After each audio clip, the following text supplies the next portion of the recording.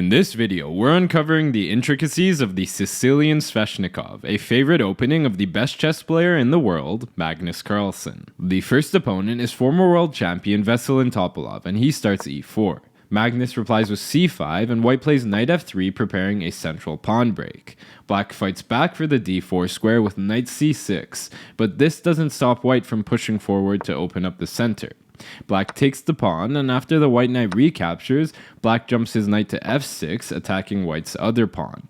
White defends it with knight c3, before black strikes with e5, hitting the knight and marking the Sveshnikov variation of the Sicilian defense. The move e5 seems anti-positional, as it leaves black with a backwards d-pawn, meaning it can't be defended by other pawns. And black also has a weakness, namely the d5 square. However, with the Sicilian Sveshnikov, black immediately claims space in the center and is often able to create strong attacks, especially on the king side. White responds with what most consider the best move, knight b to d5, saving his knight by not retreating but staying aggressive as the knight attacks the delicate d6 square. Magnus pushes d6 so that his queen can see the square and prevent the white knight from jumping in. White follows with bishop g5, undermining black's control over the d5 square, which allows his knight to jump in there later on. Black fights back with a6, kicking the knight to a3, before he pushes b5, threatening to fork the two knights on the next move. White inserts bishop takes f6, and this damages black's pawn structure since he doesn't want to recapture with the queen, with white's knight coming into d5. After black takes the pawn, white is able to slot his knight onto the optimal outpost square on d5. Black develops his bishop to g7, opening a lane for castling, and white plays c3, cutting forward advances by black's knight, while also giving his other knight a route to re-enter the game. At this moment, Magnus fires out f5, challenging white's center. White could maintain the tension, but it's also fine to take the pawn, which he does, and black develops by recapturing with his bishop. White moves his knight to the vacated c2 square, and after black castles, white jumps it to e3, not only hitting the black bishop, but reinforcing his dominant central knight. Black drops his bishop to e6, surrendering the diagonal, which white immediately claims with bishop to d3. Black pushes f5, gaining substantial central space, and white's castling is followed by e4, hitting the bishop. However, white doesn't react, since with the black pawn moved, white can make use of the f4 square, where his knight lands, threatening the bishop, along with a subsequent fork on the black queen and rook. Magnus drops his bishop to f7, and white moves his bishop to c2. Then Magnus jumps his bishop to e5, hitting white's knight, who hops back to d5. Black's king to h8, like a fart, is a silent yet deadly move, as it opens the g8 square, where the rook can soon go to peer at the enemy king. White pushes f4, looking to close the powerful bishop's eyes, but white just takes it en passant. Black takes it en passant. Still, white is able to activate his queen by recapturing, while putting immense pressure on black's f-pawn. Black takes the knight on d5 next, luring the other knight away from the king side after it recaptures. Then Magnus swoops his queen to h4, coordinating with his bishop on the h2 square. White's g3, blunting the diagonal, is met by rook g8, pinning the pawn to the king. Now black is threatening a bishop sacrifice on g3, followed by the rook recapturing, which could fork the king and the queen. So to avoid all of this, white blocks the bishop's diagonal with knight f4. Now white's going to move his king to unpin the pawn, which would attack the queen. So black preemptively drops his queen to h6. White takes the free pawn on f5 before black activates his final piece with rook a to f8, hitting the bishop. Here's where white goes wrong. He shouldn't move his bishop, as black would be able to take the knight thanks to the pin on the king. So he could move his knight to say g2, staying near his king, or he could move his queen to defend his bishop. Instead of both of these options, he gets a little too aggressive with knight to e6, trying to defend his bishop, but his knight is a little too far. Magnus, noticing slim defenses near the king, strikes with the stunning sacrifice, bishop takes g3. Now white absolutely must react, since queen to h2 is a checkmate threat, let alone whatever other potential discovered check threats there are. So white takes the bishop, and it looks like black doesn't have a way to finish off his attack. And this is true, with the exception of one and only one move. Can you find black's only winning move?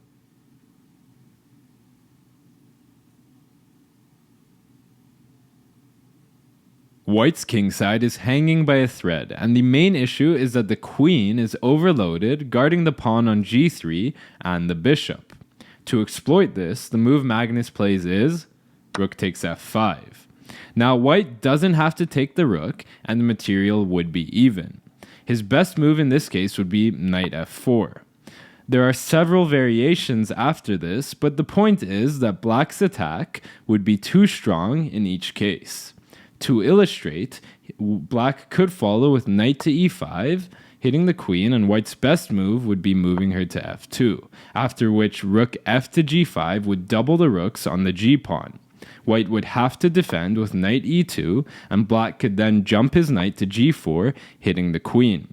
Were she to check on d4, black would block with his rook, and the only way to stop the checkmate on h2 would be rook to f2, which black could take. Going back, otherwise white doesn't have to check, but he could move his queen to g2, after which black would play knight to e3, with a fork winning the exchange, and more material soon enough. Back to the game. Instead of all of this, white just took the rook, telling black, "Oh yeah, you're giving me all of these pieces, but I don't see a mate." And Magnus said, "Why thank you," and he took the pawn on g3, compelling white to immediately resign. King f2 would be white's only move, which would be followed by queen e3 checkmate. The next opponent is former world champion Rustam Kasimdzhanov, and he, as expected, meets the Sicilian Sveshnikov with knight d to b5. After Magnus plays d6 to prevent white's knight from jumping there, white jumps his other knight immediately to d5. With black's knight not yet pinned, he quickly snatches the knight, and white recaptures with the pawn, kicking black's knight back to b8. Despite white's lead in development, white no longer has an easy way to attack black's backwards d6 pawn, and white can't place a piece on what would have been a strong outpost square on d5. White pushes c4, solidifying his center, and black develops his bishop to e7, preparing to castle. White does similar with bishop to e2, before both sides castle their kings to safety.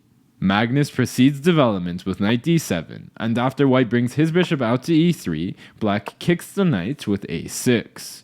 It hops back to c3, and black gains kingside space with f5. White plays f3, giving his bishop a retreat square. And with most of black's pawns on dark squares, black plays bishop g5, trying to exchange off his bad bishop for white's good bishop.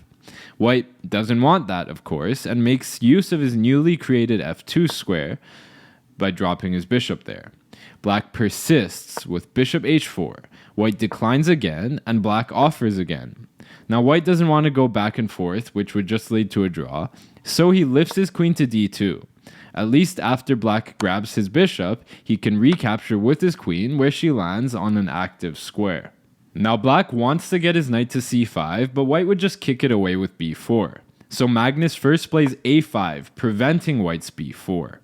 White challenges black's center with f4, and black shifts his rook over a square in case the e-file were to open up. White doesn't do any favors though, instead lifting his bishop to d3, where it pressures the f5 pawn.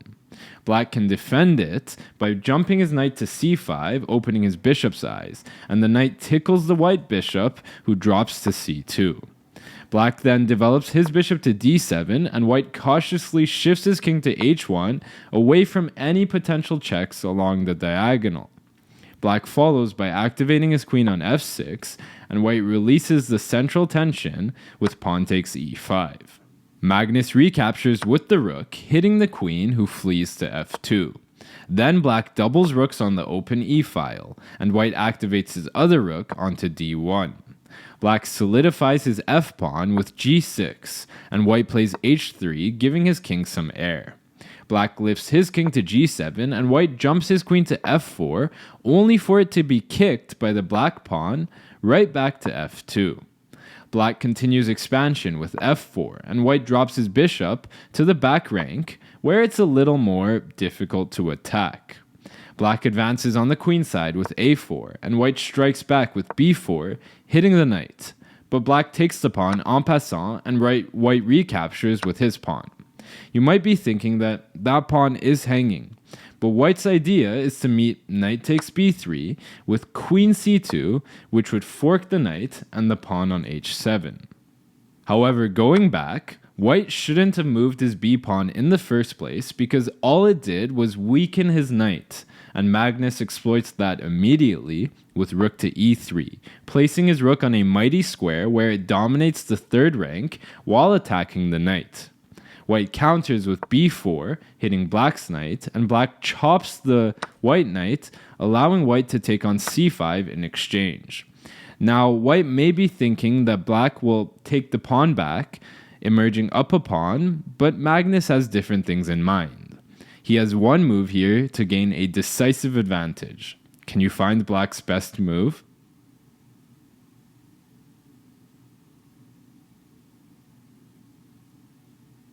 Black's pieces are set up perfectly for the attack, while white's kingside is looking frail. With 3 pieces aimed at the h3 square, the move Magnus plays to start his winning combination is the stunning sacrifice, bishop takes h3. Were white to take the bishop, then black would recapture with the rook while giving check. The king wouldn't be able to go to g2, because black would have the remarkable rook to e2, either winning the queen or deflecting her away from the g3 square, where black would give checkmate. Otherwise, going back, the king could go to g1 here, but black would bring his other rook into e3, and the threat of rook to g3 would be hard to stop. The best way for white would be rook to d3, after which black would win back the bishop, emerging up 2 pawns. The game could go on here, but black's position would be dominant, and he could either go for checkmating threats, or just pick up the rest of white's pawns. Back to the game, white doesn't take the poisoned bishop, instead grabbing the pawn on d6. But Magnus is such a polite guy that he insists by taking the pawn on g2, sacrificing his bishop again. This time white doesn't really have much choice but to take the bishop. Were it to be with his queen, black would push the king behind the queen with rook to h3 before pinning and winning the queen.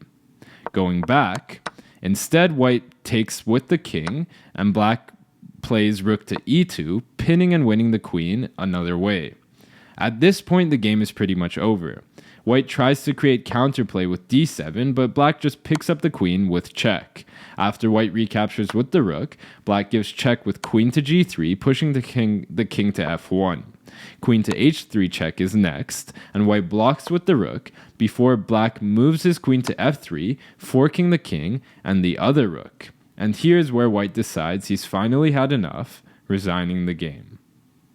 The third opponent is Super Grandmaster Alireza Firouzja, and after the usual knight d to b5 in response to the Sicilian Sveshnikov and d6 by black, white jumps his knight into d5.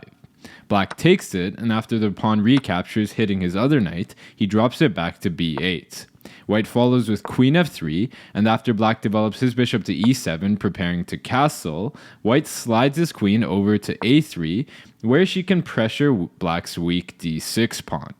Black castles his king to safety, and white brings his bishop to d2, looking to move it to b4. If that were to happen, defending d6 would be difficult. So black stops it altogether with knight a6, before black develops his final minor piece with bishop to e2. Magnus jumps his knight to an active square on c5, and white immediately challenges it with bishop to e3. Black plays b6 so that he can recapture the knight with his b-pawn to preserve a healthy pawn structure. White then kicks away the knight with b4, and it drops to d7 before he continues queenside expansion with c4. Black follows with a6, hitting the knight, but since that pawn is pinned by the queen to the rook, white doesn't have to react, and he castles. Black fights back on the other end with f5, and white blockades the pawn with f4. Now this does allow black to get a passed pawn with e4, but really that pawn wouldn't be going anywhere, and with that move black would just give up defense of key central squares. Magnus perspicaciously preserves the central tension as he develops his bishop to b7, unpinning his rook, which prompts white to drop his knight back to c3. Then black puts his other bishop on the long diagonal, preparing for the eventual opening of the center. White also gets ready for an open center, sliding his rook over from a to e1. Black pushes a5 next, undermining white's control over the c5 square, and after white takes the pawn, which becomes pinned by the rook to the queen, black quickly jumps his knight to the loosened c5 square. White unpins his a-pawn by moving his queen, so black recaptures the pawn on a5 with his rook. White then shifts his rook to b1, doubling up on the b-pawn. Now the position is bursting with potential here. White would soon take the b-pawn, at which point he's threatening to take the black knight, which would remove the defender of the hanging black bishop. Also, were the queen to leave the defense of this knight, black could take the pawn on f4, opening his bishop's attack on it. In light of all of this, black moves his bishop first to a6 so that it is defended by the rook. Now white could take the pawn on b6 and things could get complicated, but he'd be alright. Instead, he shifts his king to h1 out of any potential danger along the diagonal, and black takes the pawn on f4 before white recaptures it with his bishop. Magnus then grabs the knight on c3, removing the defense of the a-pawn, and the white queen recaptures, relieving the pressure on black's b6 pawn. Black grabs the pawn with his rook, hitting the bishop, who moves to f3. Now black won a pawn, but in compensation, white has the bishop pair, and black has a couple of very weak pawns. Black returns his rook to a4, attacking white's c-pawn a second time, and white counters with rook to b4, defending and hitting black's rook. The rooks are exchanged, and the white queen lands on b4, where she falls into a fork after knight to d3, hitting the queen and the bishop. Still, white is able to grab the pawn on d6 while defending his bishop. The c-pawn is left undefended, however, and Magnus grabs that with his bishop. White shifts his queen a square, giving check, and the black king dodges to the corner. Then bishop to d6 hits the rook, who shifts a square, counterattacking the white queen. We start to notice here that white's position is actually quite vulnerable, with uncoordinated pieces and the weak back rank. The queen clumsily moves to f7, where she leaves the bishop hanging, but black can't take it without hanging his rook and an eventual checkmate. Yet black has a move here to gain a decisive advantage, and it was all part of Magnus's master plan. Can you find black's brilliant winning move?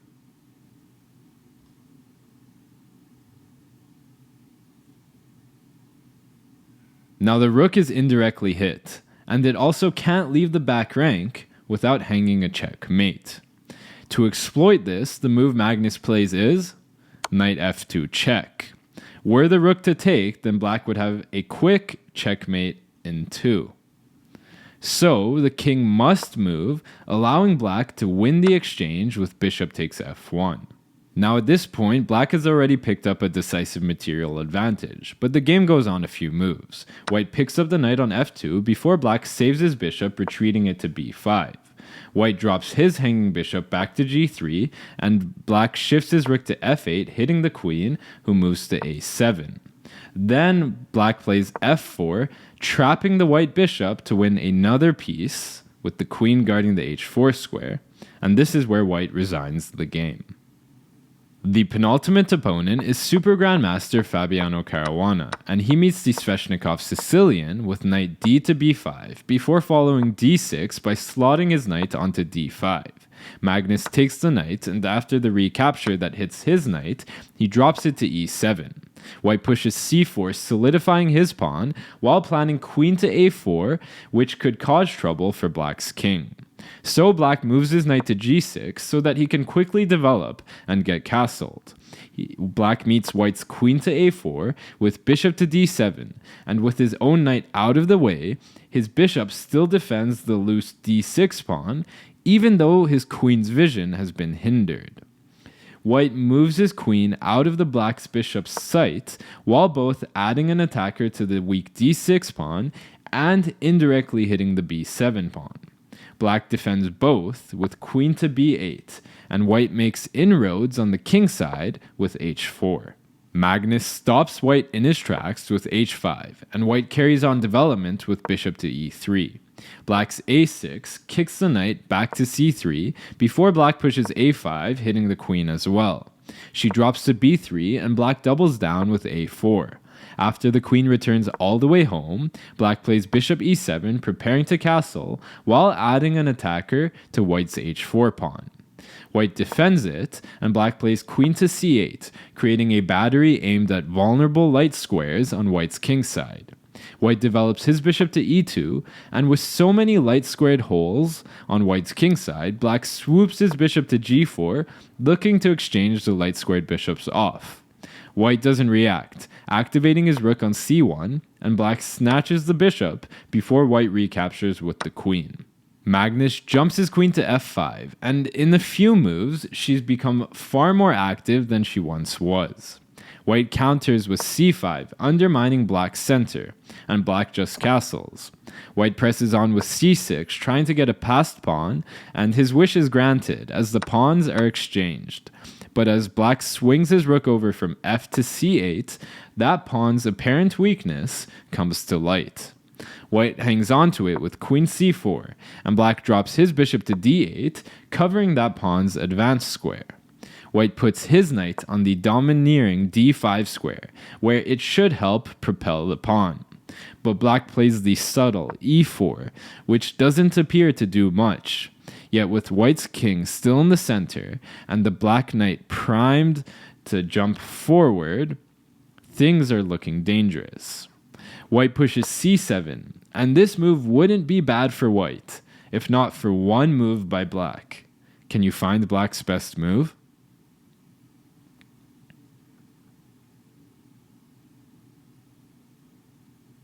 Now the next move is very deep, and it doesn't quite make sense at first glance unless you understand the reasoning behind it. Black's main advantages in this position are that he has great control over the weak light squares in white's camp, and white's king is still uncastled. On the other hand, white's pawn is far advanced, and black's bishop is still under attack. So naturally, Magnus plays the brilliant bishop takes c7, sacrificing his bishop. Now black's threatening all sorts of discovered attacks on the queen, so white doesn't have much choice to take the bishop with his knight. And that knight was earlier threatening a royal fork on black's queen and knight, which black's knight was defending. So with white's knight gone from the scene, black can jump his knight forward to e5, and things are going from bad to worse for white. There are several variations here, but black's ideas can be summarized as follows. Not only is he hitting the queen, he has a knight check on d3, winning the exchange. Also, white's knight is pinned to the queen, so black can always look to maneuver his other rook from a to b8, then to b7, doubling up on the pinned knight. For example, white's best move here is queen to d5, saving his queen while counterattacking the black rook. Black could then play rook a to b8, saving his rook while still threatening knight to d3 check. White would castle before black would take the knight because that knight was defending the queen, and black would have a new threat, which, let's say white takes the rook, black would play knight to f3, hitting the king and discover attacking the queen. Back to the game. Instead of all of this, white plays knight to d5, and although his queen is hanging, white is threatening knight to e7 with a royal fork to win her back. But Magnus just follows with the simple king to h7, getting out of any of these fork ideas, and with white's position on the verge of collapse, white resigns the game at this point. The game could continue with white saving his queen, but black would follow with knight d3 check, and not only is the full rook hanging, but the white knight as well. White would do best by dodging the check, and as the dust would settle, black would emerge up the exchange and a pawn with a completely winning position. The final opponent is Grandmaster Arkady Knightage, and after the usual knight d to b5 and d6 in the Sicilian Sveshnikov, white plays bishop to g5, pinning the knight while fighting for the delicate d5 square. Black's a6 kicks the white knight back to a3, and b5 threatens to fork the two knights. White jumps one of them into d5, piling up on black's pinned knight.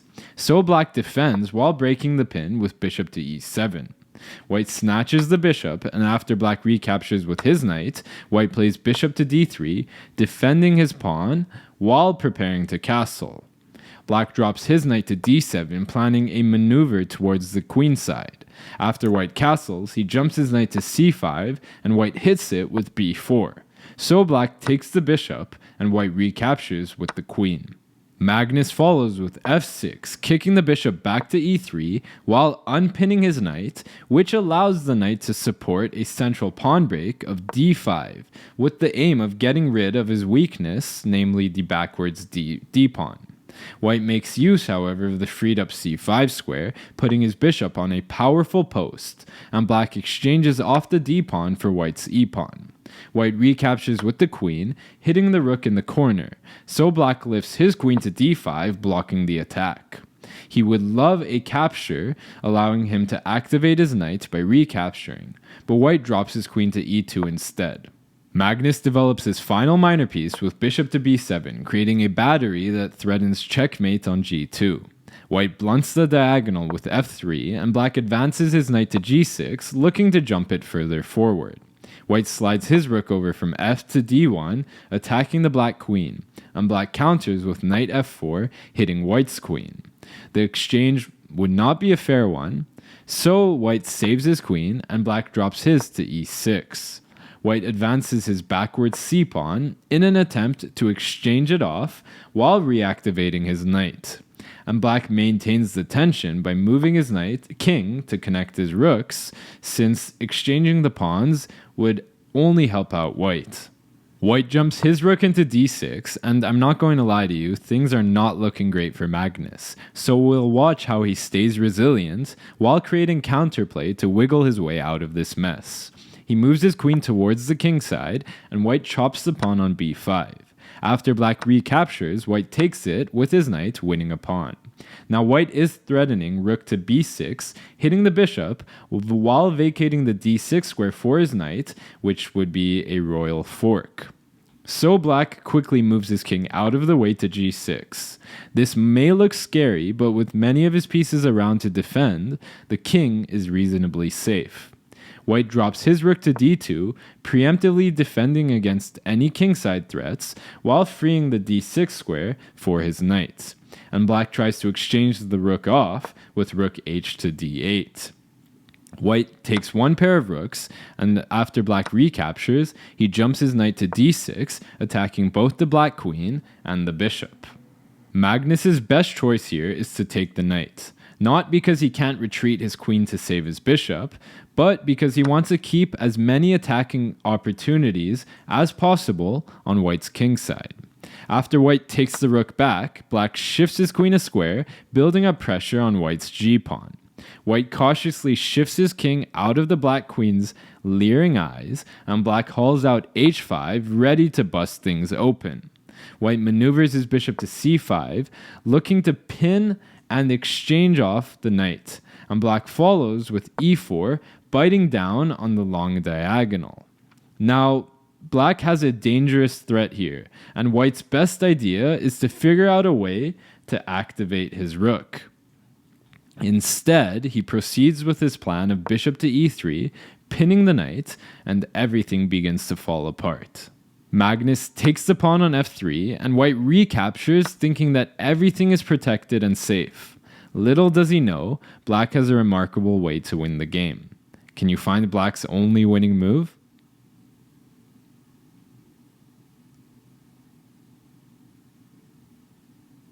The white king is stuck in a small space, and the powerful bishop stares him down via the long diagonal. With only a pawn in the way, all black needs to do is add an attacker to it, and the way Magnus does that is the crushing queen to g4. It's at this moment that white resigns the game. He just can't do anything. Whatever he does, let's say take the knight, black is going to take the pawn with his bishop, and with the white king having no moves, white would be forced to give his queen for the piece, giving black a decisive lead in material. Going back, the worst part of all this is that even if white were to try to create space for his king, let's say with h3, black would just step his queen forward, confining the king to the sole square that he had earlier. And the ultimate outcome of white losing the queen would be the same. Use my link in the description to support me and get a discount when purchasing a chess.com membership. I hope you enjoyed, and don't forget to like, comment, and subscribe for more chess content.